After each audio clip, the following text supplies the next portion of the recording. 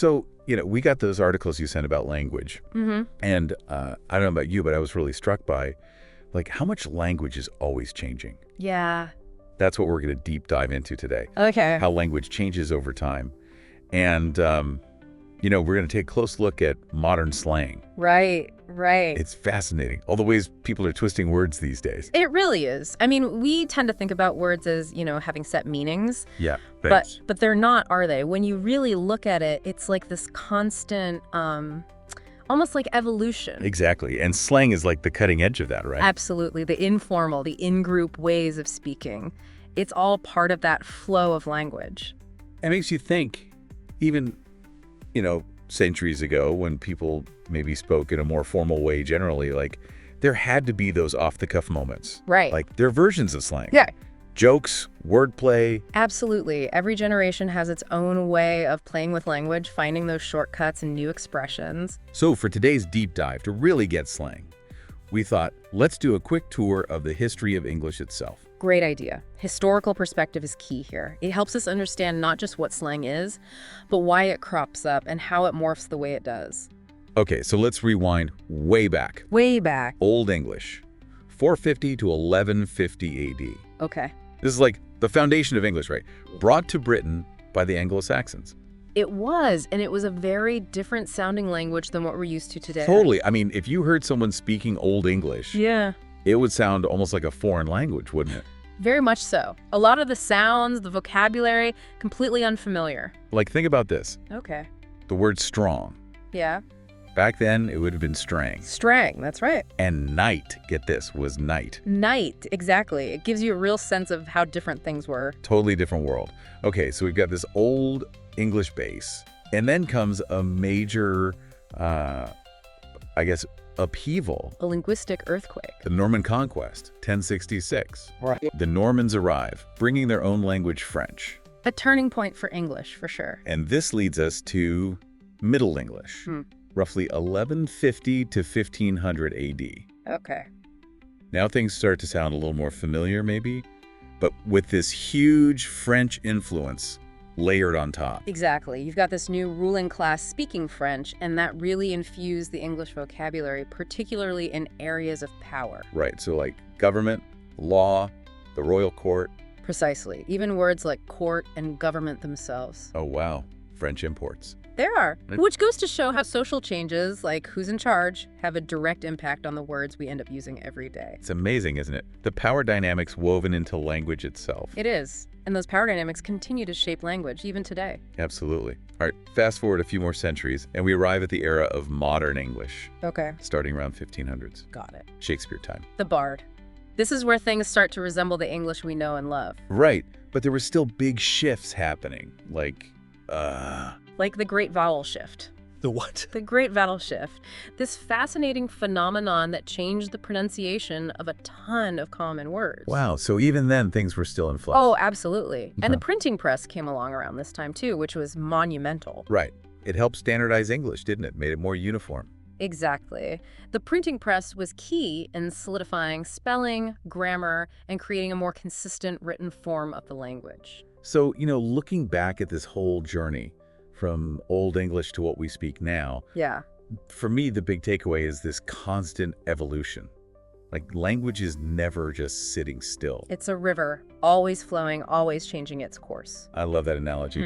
And that's why new slang popping up today, it's not some strange new thing. It's just the latest chapter in this long, ongoing story of how we use words. Exactly. And having that historical context really helps us appreciate the role of slang itself in all of this change. Right, because slang sometimes gets a bad rap, like it's ruining language or something. Yeah, you hear that a lot. But it's actually a force for change, a way for language to adapt and stay relevant. Absolutely. It's a driving force. Okay, so let's zero in on slang specifically. What is it, really? How do we define it? You know it when you hear it, right? But to put it simply, slang is informal language that's used by specific groups of people. Right. Often those groups are defined by age, youth slang. Yeah, totally. Or shared interests like subcultures, social movements. So it's like a secret code almost. In a way, yes. It's a way to signal belonging, shared identity. A linguistic handshake. Exactly. But it's not just about belonging, it's also about creativity. Oh, yeah. Slang can be pretty inventive. It is. It's playful. It comes up with these new ways to express things, often reflecting what's happening culturally at that moment. So it's like language getting a little wild, experimenting, having fun. Exactly. And that playful experimentation has been going on for as long as people have been using language. Okay, so let's take a little trip through slang history. A slang safari. Love it. First stop, the Roaring '20s. Oh, the jazz age. Flapper dresses, speakeasies. And some seriously cool slang. You shared some great examples in those articles. Yeah, like if you heard someone say something was the bee's knees, The bee's knees. that meant it was excellent, top-notch. Or the cat's pajamas. Ah, yes. Another way to say something was really fantastic, the best of the best. It's so evocative of that era. It is. The slang of the 20s really captures that sense of energy, of breaking free from old conventions. Next stop, the 1950s. Okay. The era of beatniks and greasers. Right. A time of, like, rebellion, wanting to be different from the mainstream. Exactly. A rejection of conformity. And the slang reflects that, right? Like, cool became a big word then. Huge. And dig it to express approval. It all had a kind of edgy, nonconformist vibe. Totally. Then we jump ahead to the 80s and 90s. Okay. Hip-hop culture explodes, and its influence on language was massive. Transformative, really. Words like dope, rad, fat. Those became mainstream. Everyone was using them. Exactly. They spread beyond the hip-hop community, thanks in part to MTV. Right, MTV, the music videos, the fashion, it all helped spread those words. It really highlights how cultural movements can drive language change, how terms from a specific group can go mainstream. Which brings us to today. And, well, the internet has just supercharged slang, hasn't it? Oh, absolutely. Social media is like this giant petri dish for new words and phrases. Like, think about lit, fam, slay, sus, Yeah. cap. Yeah.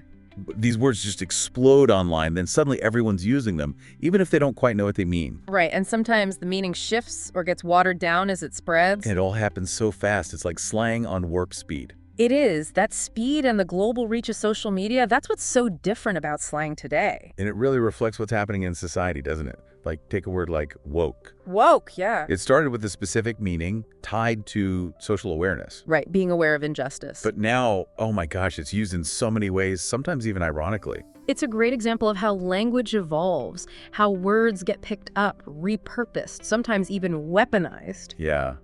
You almost have to be a language detective these days to keep up. Laughing, that's a good way to put it. And then there are words that just seem to come out of nowhere. Like yeet. Yeet. Right. From what I've read, it started as an exclamation, then became a verb, all thanks to online videos and memes. It's like this spontaneous creation driven by, I don't know, collective online energy or something. Absolutely. It shows the power of user-generated content and how unpredictable the spread of slang can be.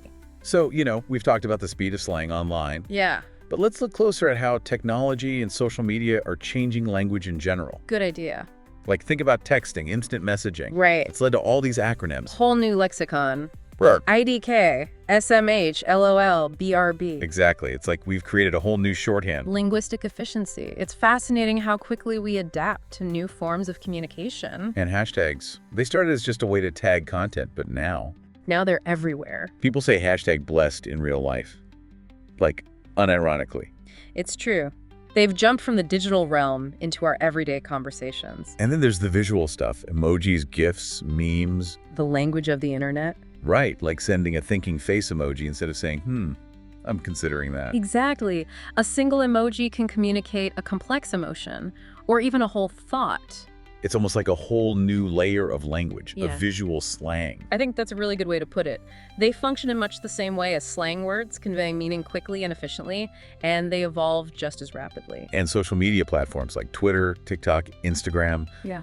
they're like breeding grounds for new slang, aren't they? Absolutely. They're like linguistic laboratories where words are tested, shared, and amplified. And online personalities, influencers, they have a huge impact. Oh, definitely. When someone with a big following starts using a phrase, it can take off like wildfire. Like FOMO, fear of missing out, or ghosting, when someone just disappears from contact. That's a good one.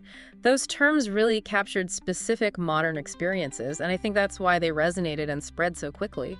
Okay, another thing that's super interesting about slang is how it changes with each generation. Oh yeah, the generation gap in language is a classic. Like each generation has its own set of words and phrases. It's a way of marking your tribe, your generation. Right, like a linguistic badge of honor. We talked about the 20s and the 50s, but Oh, what about the baby boomers? baby boomers, yeah, they had groovy, far out. And then millennials come along with selfie, adulting. It's like a linguistic timeline of cultural trends, isn't it? It is. And even a single word can have this fascinating journey through different eras. Like, think about cool. Cool, yeah. It originated in jazz circles back in the 40s. Then the beatniks adopted it. It's still around today, but it's probably meant slightly different things to each generation. It's like a word that's always reinventing itself, staying current. Right. It adapts to fit the cultural context. And you see that with so many words, like Yeah. older slang fades out, new stuff comes in. It's a constant cycle. Yeah. So a millennial might say totally to agree with something, but you hear Gen Z more often saying bet or just facts. Yeah, facts.